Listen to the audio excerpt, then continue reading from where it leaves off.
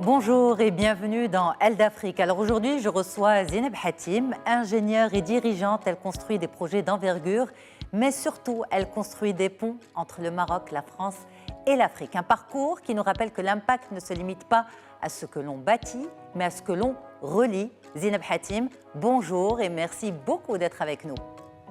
Merci à toi, chère Yasmina. Vraiment, c'est un plaisir d'être avec toi, encore une fois. Merci Et beaucoup, pour un Zineb. plaisir de parler d'Afrique et surtout de femmes africaines.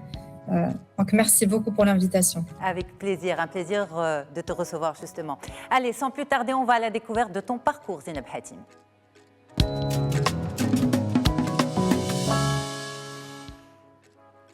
Alors justement, Zineb, un parcours, point d'interrogation. Est-ce que ce parcours a démarré au Maroc ou bien tu fais partie de cette génération qui a entièrement grandi en dehors des frontières du pays des parents?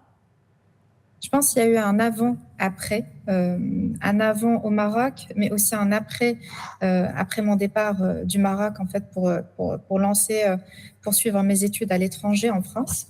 Le Maroc, en fait, m'a beaucoup donné, mais surtout, en fait, l'inspiration des femmes marocaines et notamment, en fait, le milieu où j'ai grandi. J'ai toujours été inspirée de ma grand-mère, ma maman, mes tantes, ma grande sœur. Et c'est vrai qu'il y a eu un avant au Maroc qui est très, très important et qui m'a permis aussi, en fait, d'être la femme que je suis aujourd'hui. Parce que sans ces femmes-là, je pense que j'allais même pas tenter en fait des études supérieures à l'étranger. Et tout ça, c'est grâce aussi à des femmes qui m'ont aidée et qui m'ont suivie dans ma mère et ma grand-mère principalement. Alors on va revenir en détail sur ce qu'on appelle la transmission, ce que tu as reçu, mais ce que tu transmets aussi, ça c'est en troisième partie de notre échange. Mais là, si on peut se concentrer justement sur ton parcours en fait. Donc c'est bien après le bac que tu quittes le Maroc pour aller étudier en France, c'est bien ça?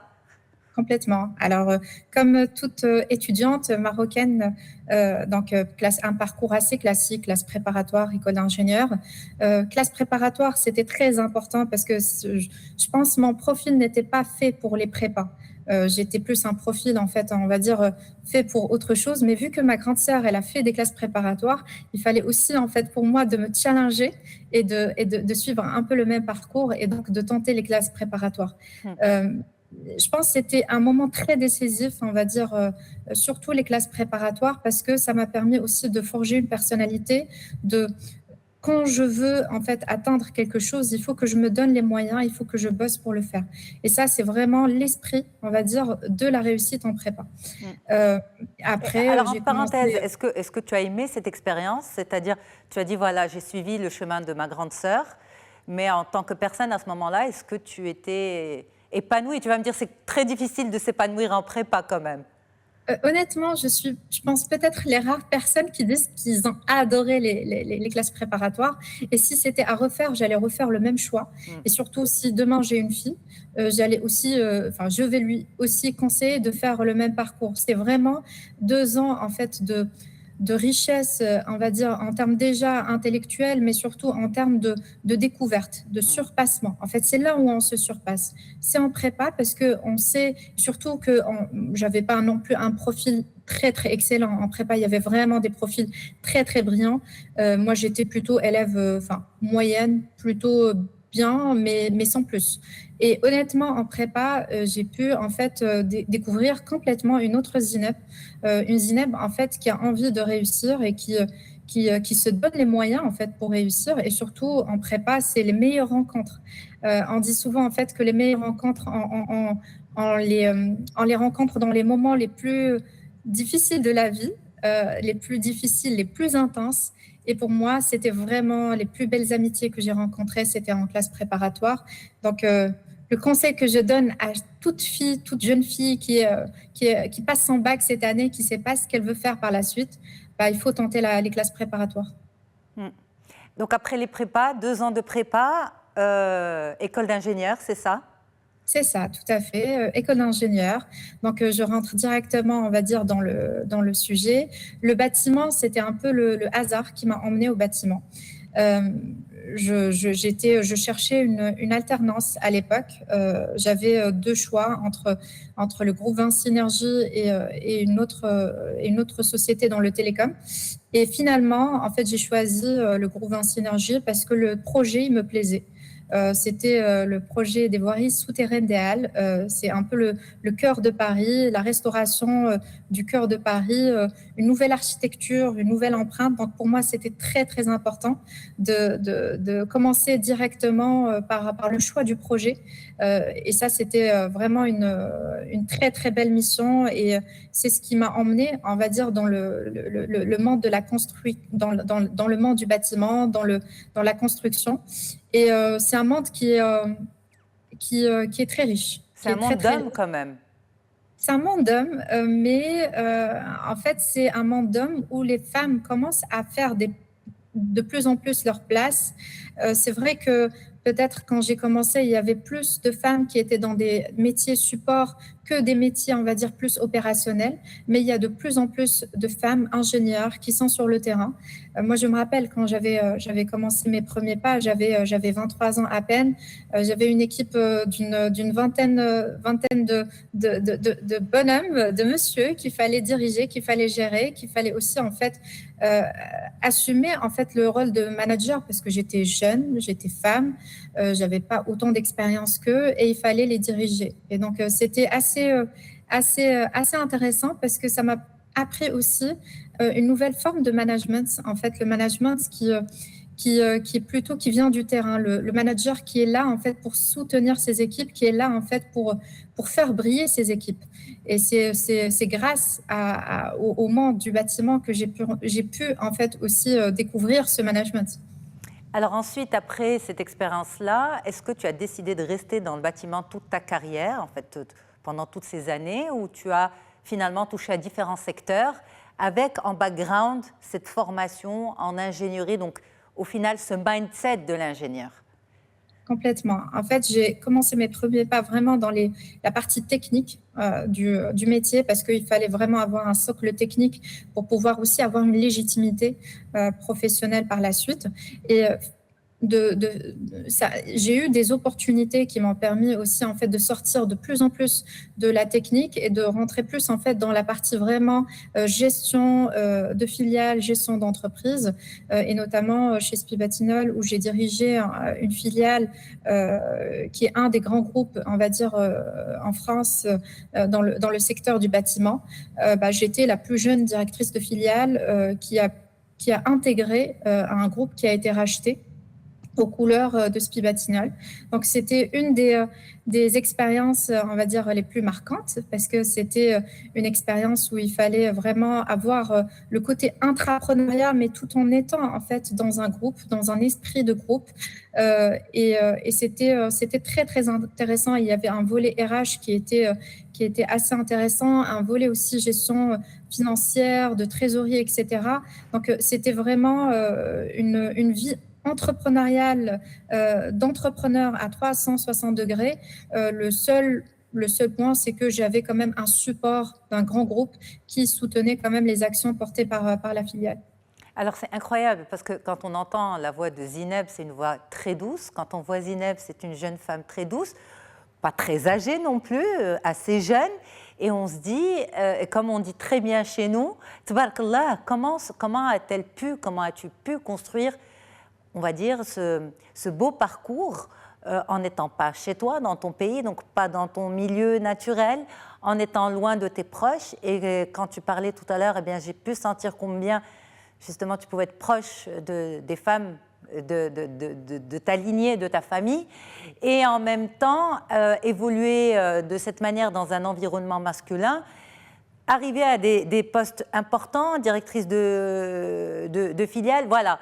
Toutes ces choses-là, à ton avis, ça a été quoi ton plus? Parce que tout à l'heure, tu as commencé en donnant un conseil aux jeunes filles qui passeraient leur bac cette année, mais justement, celles qui sont peut-être en fin de cursus, de formation, ça a été quoi ton truc à toi pour être arrivé à là où tu es arrivé? Surtout que j'ai l'impression en t'écoutant qu'il n'y avait rien de prémédité en fait.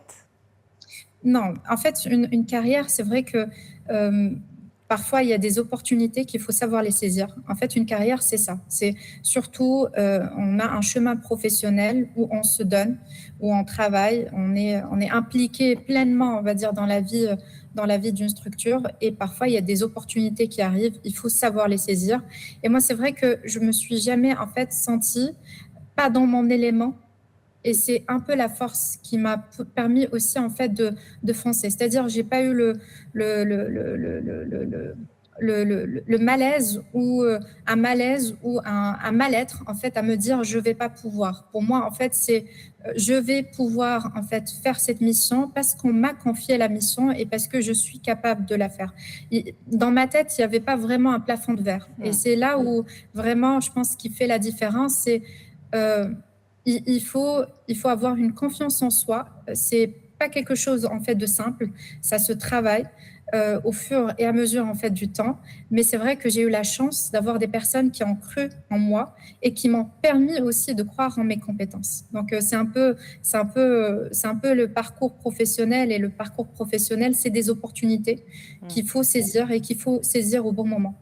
Alors justement, quand tu dis il faut avoir confiance en soi et c'est pas facile, est-ce que c'est un discours intérieur, tu te parles souvent, ou bien ça émane justement pour comprendre en fait des personnes, des femmes comme toi, comment elles évoluent et comment elles font pour arriver à ce que par exemple tu es aujourd'hui? Est-ce que c'est une histoire aussi d'éducation ou c'est une prise de conscience que tu as eue à un certain âge de te dire je suis capable, je m'auto-coach en fait?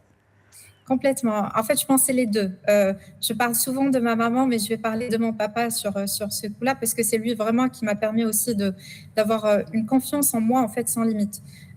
C'est qu'à chaque fois que j'entamais une action, il savait très bien, en fait, et il me donnait, en fait, le soutien pour me dire, le soutien moral pour me dire, en fait, que je vais pouvoir la réussir. Donc, c'est vrai que ça m'a aidée, mais quand même, en fait, le milieu professionnel, quand on se fixe des challenges, quand on se fixe des mini-challenges et on les atteint, bah, naturellement, en fait, on prend confiance en soi. Et c'est vraiment, moi, je pense que la confiance, ça se travaille. Ça se travaille au quotidien. Ce n'est pas toujours simple parce qu'on a tous en fait des moments de doute pendant des périodes, etc. de nos vies, mais c'est un travail au quotidien et c'est un travail en fait de se fixer juste un objectif et de se dire je me donne les moyens pour l'atteindre. Comment je peux atteindre en fait cet objectif professionnel? Honnêtement, pour Spibatinol, c'était vraiment une opportunité professionnelle que j'ai su saisir parce que le groupe avait besoin d'un profil comme le mien en fait pour intégrer une filiale aux couleurs de Spibatinol. Mais je me suis jamais dit que j'allais pas pouvoir en fait le faire. J'étais à ma place, je savais que j'étais à ma place. Ça, c'est joliment dit. Je savais que j'étais à ma place. On va revenir sur ce point en détail dans un petit moment, parce qu'on va ouvrir aussi le volet des challenges. Et je sais combien ça fait du bien aux gens aussi de s'identifier aux challenges des autres pour se dire, bon, bah, OK, elle a réussi, mais ce n'était pas facile, ce n'était pas toujours facile. Elle a réussi à dépasser ces challenges. Et donc ça, finalement, on arrive à s'identifier davantage et à croire en soi, en se disant que ce n'est pas plus simple pour les autres et plus compliqué pour moi. Mais avant ça, alors, dans tout ce parcours-là, et il faut mettre ce parcours dans un contexte qui est très particulier, celui du temps, celui d'une journée, celui de 24 heures, celui des exigences de ton travail, de tes missions, de ta carrière.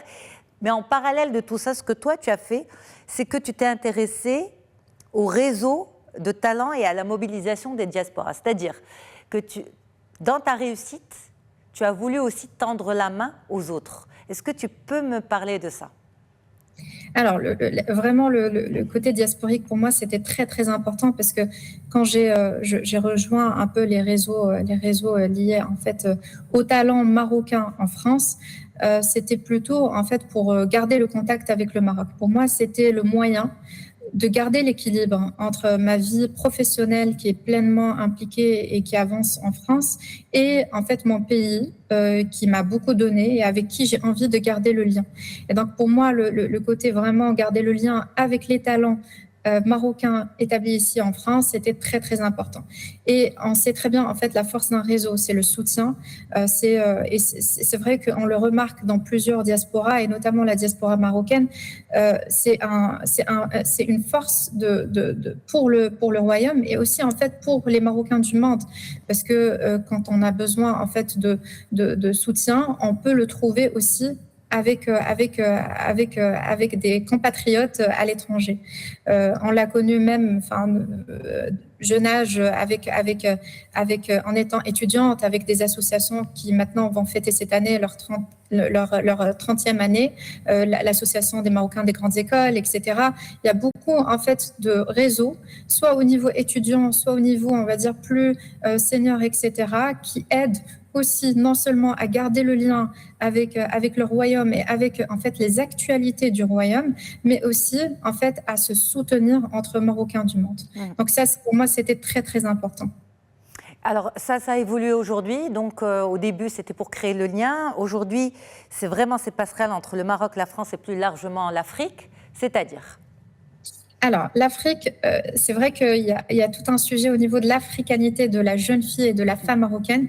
Et moi, en fait, je me sens, à chaque fois que je me présente, en fait, à des collègues, je me présente, en fait, comme femme africaine marocaine. Et ça, c'est très, très important pour moi d'assumer vraiment pleinement mon africanité.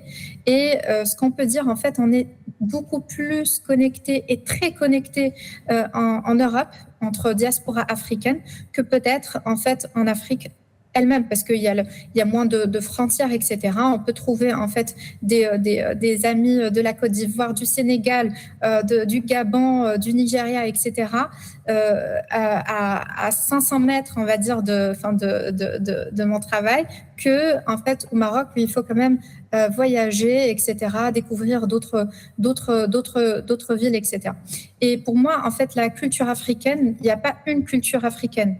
Il y a les Afriques, et on en parle souvent parce que d'ailleurs, l'émission, c'est elle avec S, et c'est vrai que, en fait, l'Afrique est plurielle. Et c'est ça ce qui fait la beauté de ce beau continent.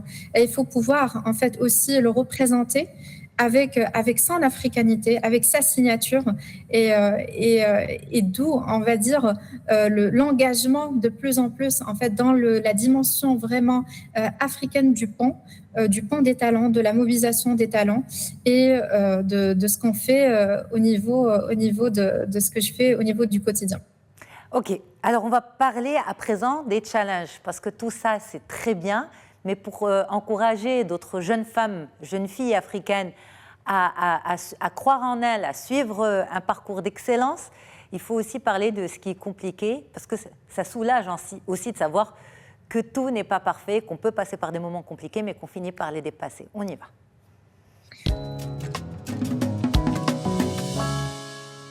Il faut se dire que il faut se donner les moyens. En fait, il faut se donner les moyens. En fait, c'est un exercice à faire au quotidien. C'est une planification. C'est pas quelque chose de très simple, mais c'est une rigueur, en fait, à avoir. Comme pour tout dans la vie, en fait, il faut être rigoureux. Et je pense que c'est le conseil que je peux donner à toute jeune fille africaine, en fait, qui se pose des questions et qui a envie, en fait, d'entamer un peu une vie professionnelle et choisir son chemin. En fait, que les chemins sont différents. Et en fait, ce qui fait la beauté, on va dire, de l'objectif, c'est pas l'objectif en soi, mais c'est le chemin parcouru pour atteindre l'objectif. Donc, il faut le vivre complètement et avec beaucoup de patience, avec beaucoup de rigueur et beaucoup d'ouverture d'esprit, parce que ça, c'est très, très important. Je pense en parler tout à l'heure, en fait, de l'africanité et de l'Afrique et de la femme africaine. Moi, je le dis souvent, en fait, mon rêve demain, en fait, c'est d'avoir un Erasmus pour le continent africain, en fait, parce que c'est vraiment ça ce qui va changer aussi et ce qui va évoluer vraiment l'identité africaine, c'est de pouvoir découvrir et connaître les Afriques. Et ça va être vraiment, ça sera le projet, on va dire, le plus touchant pour moi, en fait, c'est de pouvoir aussi aider des jeunes à découvrir, en fait, le continent et à découvrir la beauté de ce continent-là. Est-ce qu'on peut aller dans les détails des challenges? Est-ce que, Zineb Hatim, tu peux nous donner un exemple concret d'un moment compliqué, d'un moment de remise en question, de doute que tu as vécu et que finalement que tu as transcendé? Complètement. Enfin, je pense que les moments de doute, il y en a. Même si je peux donner en fait l'impression d'avoir une très très forte personnalité, on a aussi beaucoup de moments de doute et des moments de doute en fait. Et ce qui est normal, c'est ce qui forge aussi en fait la personnalité et le chemin. Le moment de doute, je vais dire, au niveau professionnel principal, c'était pendant le Covid, parce que pendant le Covid, c'est vrai que les activités dans le secteur du bâtiment, en fait, il y avait un peu une stagnation. Et c'est là où je me suis posé en fait beaucoup de questions et de requêtes en termes de sens au métier, de sens en fait au quotidien. Que ce que je faisais, c'est très beau en fait dans ma carrière pour un entretien professionnel, mais qu'est-ce que je laisse en fait derrière moi? Qu'est-ce que Zineb Hatim, en fait, c'est pas juste l'ingénieur en fait qui travaille dans un grand groupe et qui fait en fait des bonnes marges, etc. Mais c'est quelle est la trace que j'ai envie de laisser, qu'est-ce que j'ai envie de laisser derrière moi. Et ça, c'était vraiment en fait une remise de questions en fait professionnelles qui était assez intense et qui m'a permis aussi de choisir, on va dire, la beauté des Invalides et de rejoindre, on va dire, l'armée pour restaurer les Invalides, qui est un monument emblématique. Et cette expérience-là, elle était, je pense, une des expériences professionnelles les plus riches, les plus intenses, parce que ça m'a permis en fait aussi de voir une autre vision de, de Zineb, qui est française et marocaine, qui arrive à avoir en fait l'équilibre et qui a choisi les deux pays et qui a choisi surtout en fait de construire des ponts entre les deux pays. Je pense que c'était une des missions les plus touchantes que j'ai pu faire. C'était la restauration de l'histoire, on va dire, de l'armée et surtout la confier à une jeune franco-marocaine qui n'est pas forcément française de naissance ni quoi que ce soit, qui est devenue française. Donc c'était pour moi la mission la plus noble que j'ai eue jusqu'à présent. C'était une mission en fait qui m'a aussi fait comprendre en fait ce que ça veut dire aimer la nation, verser du sang aussi pour la nation, comment les sacrifices, les gens peuvent sacrifier leur vie aussi en fait pour l'amour de la nation. Et ça m'a permis aussi de voir que tout ce qu'on fait au niveau pour entretenir ces ponts entre deux pays, deux cultures qui m'ont beaucoup donné, deux pays qui m'ont beaucoup donné et qui ont fait de moi la femme que je suis aujourd'hui. C'était pour moi le summum, on va dire, de la reconnaissance. Alors, rapidement, en quelques mots, on va ouvrir le volet de la transmission. On met la petite boucle et on reprend.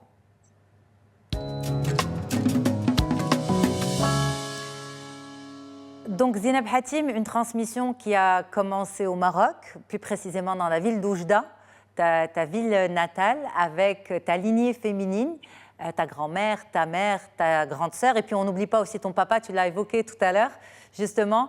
Ta transmission à toi vers les jeunes filles du continent africain, elle se fait à travers quel canal? Elle se fait comment? Alors, la transmission, c'est surtout en fait le conseil et d'être là quand les gens ils en ont besoin. Ça, c'est très très important. Moi, j'adore rencontrer des étudiantes, des étudiants en fait, et surtout parler avec eux, essayer de les conseiller par rapport à leur parcours, leur choix, etc. Et j'insiste en fait pour leur dire qu'il n'y a pas un prototype, il n'y a pas en fait un livre miracle, il n'y a pas un chemin à suivre. Les parcours doivent être différents et c'est ce qui fait aussi le charme des chemins différents et des personnalités diverses que nous sommes tous. La transmission, là où ça m'a vraiment beaucoup touchée, c'est au niveau de ma région, qui est la région de l'Oriental. Il y a 2 ans, j'ai intervenu dans une conférence qui était aussi en lien avec le leadership féminin et l'avenir de la région. Et j'étais très, très émue, en fait, d'intervenir dans ma région natale. C'était pour moi, en fait, le plus beau des messages que je pouvais transmettre était là-bas, parce que c'est une région, en fait, qui a beaucoup de potentiel. Et son potentiel principal, c'est aussi sa jeunesse qui est brillante, qui a un parcours d'excellence au niveau études, etc., par la richesse, on va dire, des systèmes scolaires qu'il y a dans la région de l'Oriental, mais aussi, en fait, avec l'avenir, avec l'ouverture du port Nador, avec tout ce qui se passe au niveau régional. Et pour moi, c'était très, très important de revenir un peu à la source et surtout en fait de voir aussi que je peux transmettre ce message de l'extérieur en fait du Maroc, mais aussi au Maroc, dans ma région. C'était vraiment, je pense, une des conférences qui m'a le plus marquée, le plus touchée. Et je suis toujours ravie en fait de revenir dans ma région pour rencontrer la jeunesse et les jeunes femmes brillantes en fait de cette belle région qui a sorti aussi des femmes aussi inspirantes et aussi marquantes. Zineb Hatim, merci infiniment d'avoir été là dans Elle d'Afrique. Merci beaucoup, chère Yasmine. Merci. C'était un plaisir. Merci à toutes et à tous d'avoir été avec nous pour ce nouvel épisode d'Elle d'Afrique, à retrouver et à consommer sans modération sur la chaîne YouTube de Média TV Afrique. Et puis, on se retrouve la semaine prochaine. Et avant ça, un grand merci à toute l'équipe en régie. Au revoir.